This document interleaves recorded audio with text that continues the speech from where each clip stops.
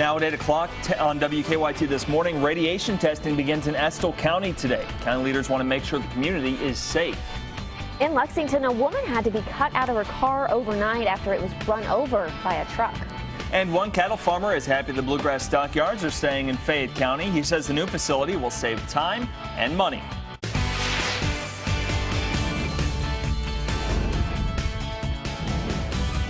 This is WKYT This Morning. Good morning. Thanks for joining us on this Sunday. I'm Sean Moody. And I'm Michelle Chamberlain. It looks like it's going to be a good day to be out on the farm today. Yeah, absolutely. Maybe a little bit breezy. Mike Linden is standing by in the First Alert Weather Center. How's it looking this morning? It looks great. As you can see here in the live sky camera, not many clouds out in the sky this morning as we get set for a very sunny Sunday. Temperatures expected to get back into the mid to low 60s out there today. And if we look at Defender, this is pretty much going to confirm the lack of cloud cover across the state. Really shaping up to be a beautiful day to get outside. A little breezy into the afternoon, but that's neither here nor there. Temperatures, they are already on the right track this morning in the mid to low 40s. Remember, at this time yesterday, most spots were already below freezing. So we are well ahead of the game this morning. But coming up, I'll show you that once we get past the end of February and move into March, and it looks like our spring fling comes to an end rather abruptly. I'll show you why coming up in about 10 minutes. Thanks, Mike. Radiation testing begins today in Estill County after county leaders found out radioactive waste was illegally dumped in a landfill. Yeah, those county leaders say they're fighting, quote, tooth and toenail to make sure there's no public health risk. WKYT's Mike Byer is covering our top story this morning. Good morning, Mike. Hey guys, I'm at the Blue Ridge landfill here in Estill County, where radiation tests are set to begin this morning. This after county leaders found out that 1,600 to 1,800 tons of radioactive waste was illegally dumped here last week. Now, this is causing a huge concern in the community as people are just sitting on the edge of their seats with a lot of questions to come still. Now, as you can see on this map, that the landfill isn't far away from Estill County Middle School and Estill County High School. That's another reason for concern. Now, the Division of Waste Management found the low-level radioactive waste sealed in 47 dumpster boxes. It came illegally from 3 other states. Estill County Judge Executive Wallace Taylor says the county is bringing in an independent company to check radiation at the landfill and at the schools today. We want an independent source to give the county. We don't want people to think that we're trying to cover something up. We don't want to think the landfill's trying to cover something up. We won't get to the bottom of this. The testing will cost roughly $10,000, but Taylor says the landfill will reimburse the county. The judge executive also wants to better monitor what goes into the landfill. Judge Executive Taylor says after all the testing is finished today, that it'll take roughly 4 days for them to get the test results back. And now I've actually seen a couple cars pull in this morning with West Virginia plates, so it appears that the testing could already be underway, but that is uncertain at this time. Live in Estill County, Mike Byer, WKYT. Thank you, Mike. New this morning, 2 people are recovering after getting in a wreck in Lexington. It happened just after midnight last night on Harrodsburg Road and Palomar Center Drive. Police tell us a vehicle ran a red light and hit another vehicle. 2 people were taken to the hospital with minor injuries. Also new this morning, Lexington police tell us one woman had to be cut out of her car after a wreck. It happened just before 3 this morning on Winchester Road and Executive Drive. Police say a man driving a truck ran over her car. We were at the scene and did see the man get arrested. Police tell us they suspect he was driving under the influence, and that is still being investigated. The woman in the other car was taken to a hospital as a precaution. Kentucky cattle farmers are happy with Lexington Mayor Jim Gray's announcement that the bluegrass stockyards will remain here in Fayette County. The new stockyards will rebuild on Ironworks Pike near Interstate 75 across from the Kentucky Horse Park. Since the business burned down last month, cattle farmers like Chuck Tackett say the biggest issue for them has been time. And of course, you know what that means. Time is money. It was only 11 miles from where we stand right now, and I could have cattle in the stockyards now. You know, instead of spending an hour to and from and back home again, now it's going to take half a day, maybe sometimes more than that, and it'll be quite a loss of time. The president and CEO of Commerce Lexington says the entire project will cost about $200 million. The Richmond Police Department is one step closer to sending dozens of officers to Washington, D.C. They want to be there in May when Officer Daniel Ellis's name is added to the Fallen Officer Memorial. The department held a pancake breakfast at the First Baptist Church in Richmond yesterday to raise money. The department's goal is to send 30 officers to D.C. along with Officer Ellis's wife and her son. The trip will help the department honor their fallen brother during Police Week in May. I'd like to think that that's going to be hopefully closure for us, but to see it up there, to see he's going to be memorialized forever, it would mean the world to us. The department raised close to $4,500 at the breakfast yesterday. They are still accepting donations too. You can drop off checks at the headquarters or mail them to the department. Firefighters in Nicholasville are reaching out to a Lexington firefighter battling cancer. They announced they will be selling T-shirts to raise money for firefighter Matt Logsdon. The shirts will be $20 and all the money will go to Logsdon's family. You can contact the firefighters on Facebook or personally. A Central Kentucky community is helping a little girl who's battling cancer. Doctors diagnosed Bailey Ford with a rare form of cancer 5 years ago. Bailey's had several rounds of chemo, radiation, and blood transfusions. Her family worked with the Kentucky Blood Center to set up a blood drive in Versailles yesterday. The community showed up in support of Bailey's fight, and her mom says that helps to keep her spirits up. It's priceless to me knowing that we have that support. I can't imagine going through this without it. Now, Bailey was out there at the drive passing out Team Bailey wristbands and thanking people for donating. She begins another round of stem cell treatment on Tuesday. We move on to sports now, and UK hoops and all of Kentucky's losses so far this season have been on the road, and it looks like the trend continued as the Cats played Vanderbilt yesterday in Nashville. Yeah, tough loss. The Cats were leading at the half, but even Jamal Murray could not carry the team this time. Lee K. Howard has your Cats and Commodores highlights. Good morning, guys. Kentucky simply could not find enough offense on Saturday in Nashville. Despite 33 points from Jamal Murray, only 4 Wildcats made a bucket in the game. Tyler Eulis added 12 points, but Vandy used the second half surge and would pull away. Matthew Fisher Davis led the Commodores with a career high 20 points, and the Vanderbilt Commodores upset number 16 Kentucky 74-62. My whole thing is they had a bad game. These kids are not machines, they're not computers, and Vanderbilt played a great game and fought like heck to win. And when it got rough and they out-fought us, that's what this came down to. And it would have been nice for Tyler to make 2 or 3 shots. Maybe it would have been a different game. What chance does Derek Willis will play Tuesday? I have no idea. He'll probably take a picture of his ankle and send it to you guys. So. Of course, John Calipari talking about Derek Willis, who did not play on Saturday at Vanderbilt. His status is still unknown for Tuesday's game at Florida. Guys, back to you. Lee K., thank you. A popular pizza chain is opening their first restaurant here in Kentucky, and it is right here in Lexington. Uncle Mattio's Pizza opened Friday and broke the company's record for best opening. Their grand opening festivities continue today, where children can eat for free from 11 to 1. Uncle Mattio's is over on Euclid Avenue, right next to Kroger. Kids eat free. I like that. You have to take the kiddos there. Good lunch.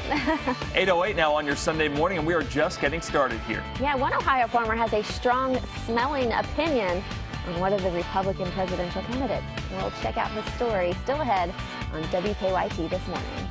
And we're all eyeing Easter, of course. Are you and your kids dyeing eggs this big, though? We'll find out what's behind those eggs coming up after Mike's forecast.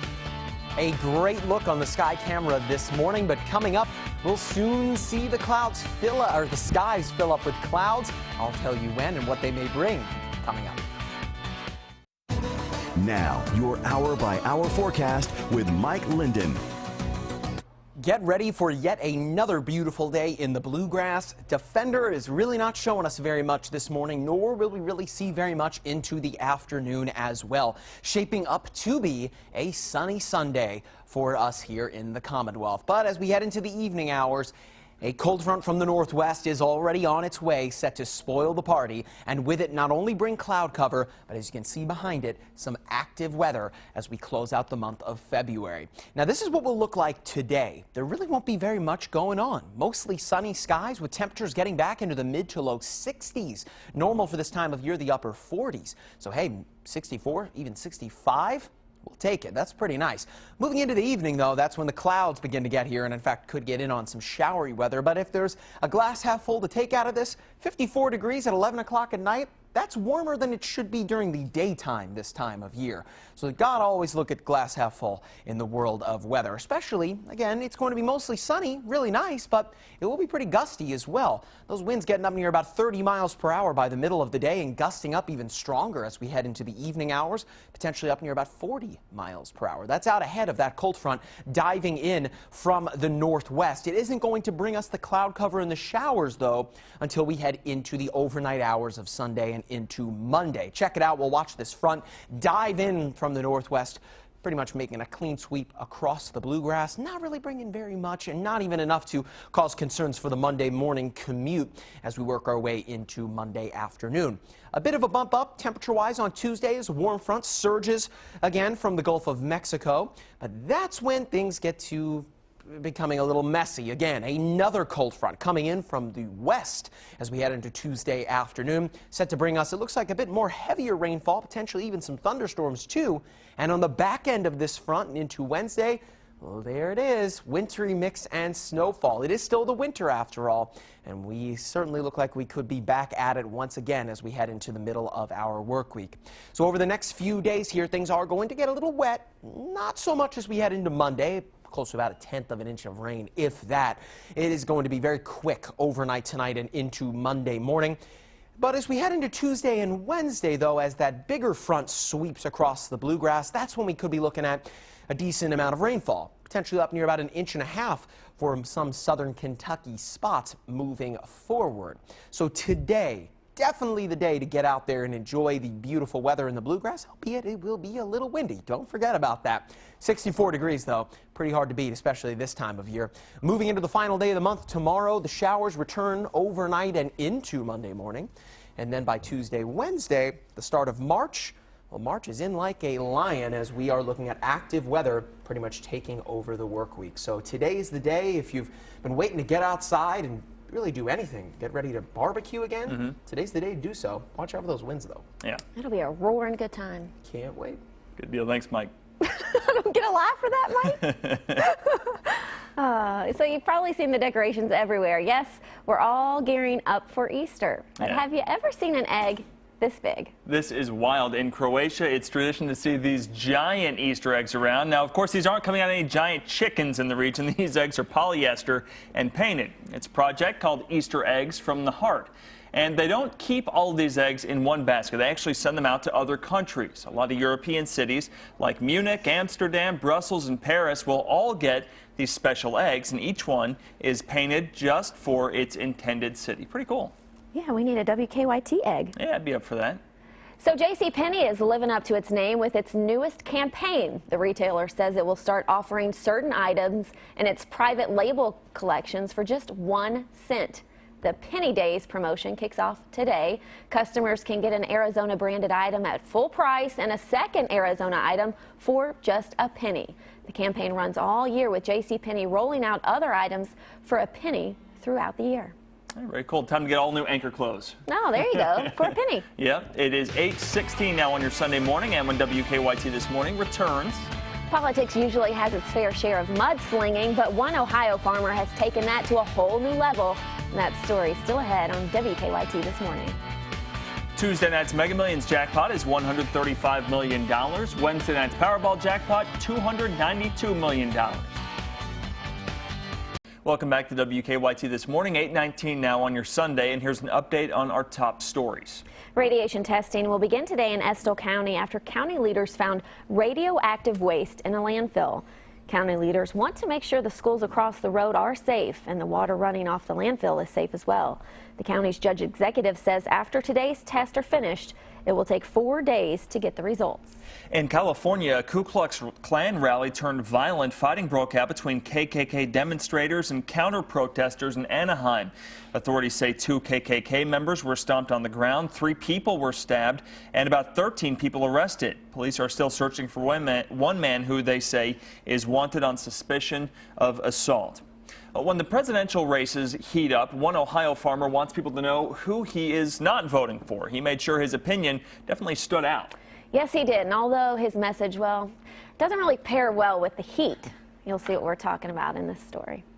There is wise old advice. Strong stuff for any visitor strolling a farmer's spread. put your foot in the meadow or amble a bit in the barnyard, he'll tell you, friend, you gotta be careful where you step. Good advice, too.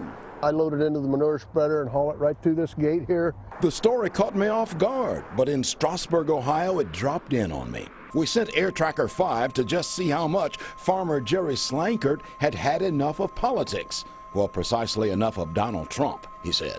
So on Slankert's Tuscarawas County farm, he spread his word of no Trump. Wrote his thoughts in bull, well, in bull manure. Pardon me, but I'm careful choosing my words. But it's Slankert himself slinging the mud. I know there's a lot of folks out there that may not agree with me, and that's your American right, but I just voiced my opinion, not yours. I figured Jerry is trying to cow chip away at Trump's lead. Jerry doesn't waste words. Well, his words are a lot of waste. The farmer doesn't tie in to the new electronic writing age, but his granddaughter said, "Granddaddy, we're putting you on Facebook." No Trump in bull manure went viral. It made me happy. Pop still got it. We're from Tuscarawas County, a very rural farm county, and that's the way we do things around here.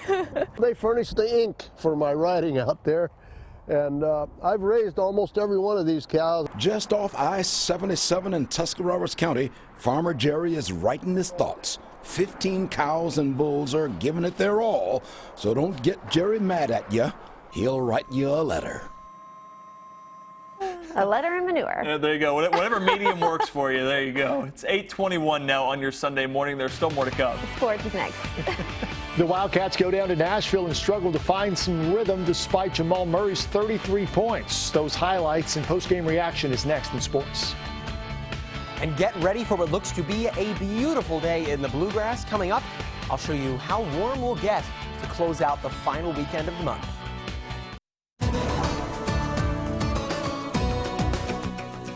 Get ready for what looks to be a beautiful day in the Bluegrass. We are looking at sunny skies out there today. Really not too much getting in the way. Not really seeing very much of anything on Defender this morning. Felt like I should step off just so you can see there's nothing going on this morning.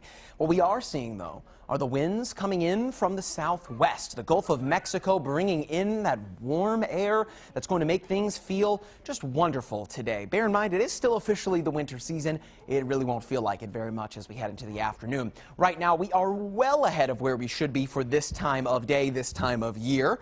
In the mid to low 40s right now. Bear in mind, at this time yesterday, we were still struggling to get out of the 30s. So 43 degrees in Lexington, even a 50 in Rowan County. That's a pretty good start. And as we work our way into the middle of the day, that warm air has plenty of time to move in. Look at those temperatures, back to the mid to low 60s for our daytime highs out there. Lee K is back in next with sports.